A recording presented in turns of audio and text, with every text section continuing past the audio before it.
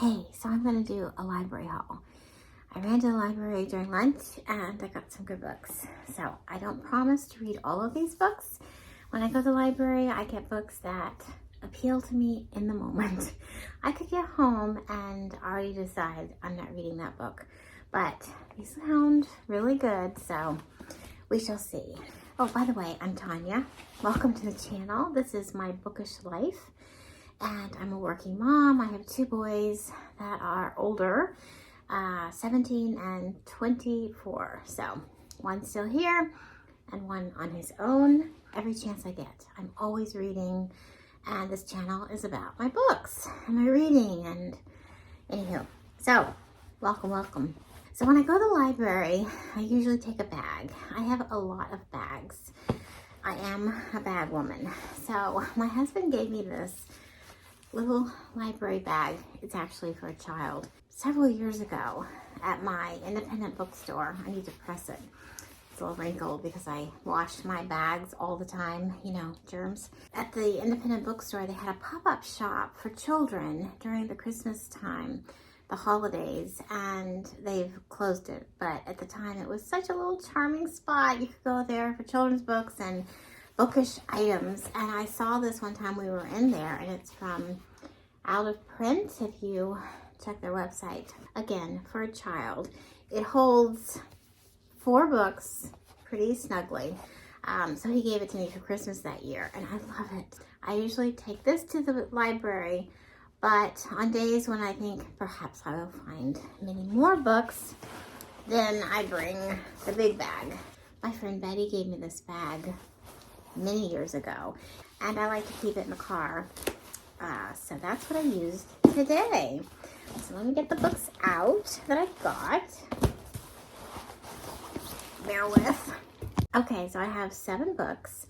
I'm going to start with this one. This is called The Ruin. This is by Dervla McTiernan, and this was in the fiction section, even though it's a mystery. And my library system, they categorize mostly all their thrillers in fiction, and then the mystery section is just straight mystery or cozy mystery.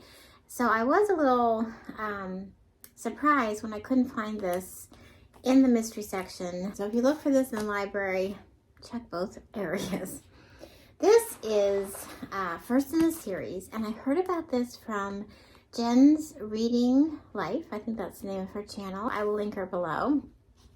Check her out. She has several videos up, and she is just lovely. And she and her reading taste is very similar to mine, so I was very giddy to find her. So I watched her video this morning, and she recommended The Ruin, and it is set in Ireland, and it looks really good. It says, "The Ruin is dark and compelling with the satisfaction of a police procedural and the atmosphere of gothic mystery. I was gripped by it and by the complicated, resourceful characters of Ainsley and Maud."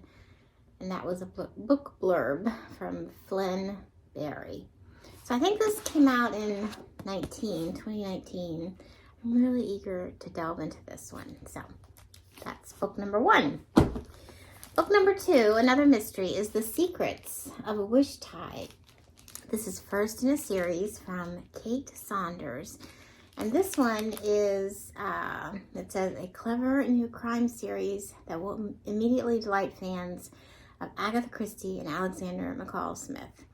And it's about this woman. She's 52, and she's a widow of an archdeacon, living in Hampstead with her confidant and landlady, Mrs. Bentley, who once let rooms to John Keats. He makes her living as a highly discreet private investigator.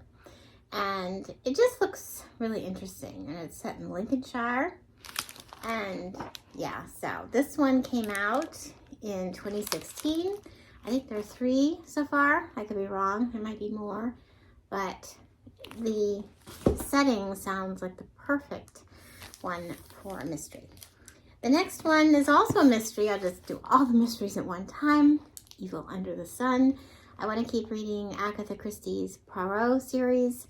I read one January, or was it early last month? No, it was last month. Anywho, I really loved it.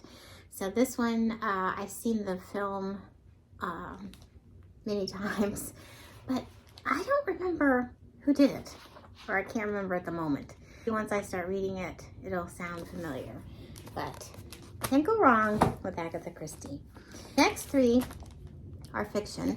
The first one is, I think, historical fiction, and that is The Frozen River. This one, The Frozen River, is the book club pick for an in real life book club that I attend that I haven't been to in months, mainly because their book choices have not been ones that I care for. I'm very book picky and I can't just read the book. I'm like one of those people. So this is the book that they chose for March, and it's so long, but and the font is kind of small too. Yeah, so it's set in Maine, 1789. This is about midwifery and Martha Ballard, and I've read Martha's journal. It was a book many years ago, and I remember enjoying it very much. So I think she's like the main character this story is centered around. I believe there is a mystery, and there seems to be a lot of buzz about this book. Perhaps you've read it or you've heard about it. Lots of 5 stars going around for this one, so we'll see. And this one, yeah, 14-day loan. So if I do start it, I need to really book it. So this is another one on 14-day loan, The Berry Pickers. This is a wider book. I don't know, but it just kind of, it strikes me interesting that it's a different format in size. But this one also has been spoken about a lot lately. This is set July 1962, and I believe it's set in Canada, or is it a Canadian author? I'm sorry if I don't know this ahead of time. Yes, she lives in Nova Scotia. So it says readers of The Vanishing Half will enjoy this, which I really enjoyed that book. So we shall see. The cover is stunning. And lastly, this is Thirst for Salt, a novel by Madeleine Lucas. I was really drawn to this, number one, for the feel of it. I'm very picky with how my books read, the font and all that, and how they feel in the hand. I know, it's weird. This one feels really cool.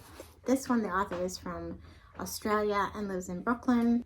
It's in the water where she first meets him, a local man, almost 20 years her senior. Adrift in the summer after finishing college, a young woman is on holiday with her mother in an isolated Australian coastal town. Finding herself pulled to Jude, the man in the water, she begins losing herself in the simple, seductive rhythms of his everyday life. Sounds really intriguing, very different, and so it's a debut novel. We shall see. So if you've read any of these, let me know. Tell me what you're reading. I hope you've got a wonderful bookish weekend planned, and I'll see you soon.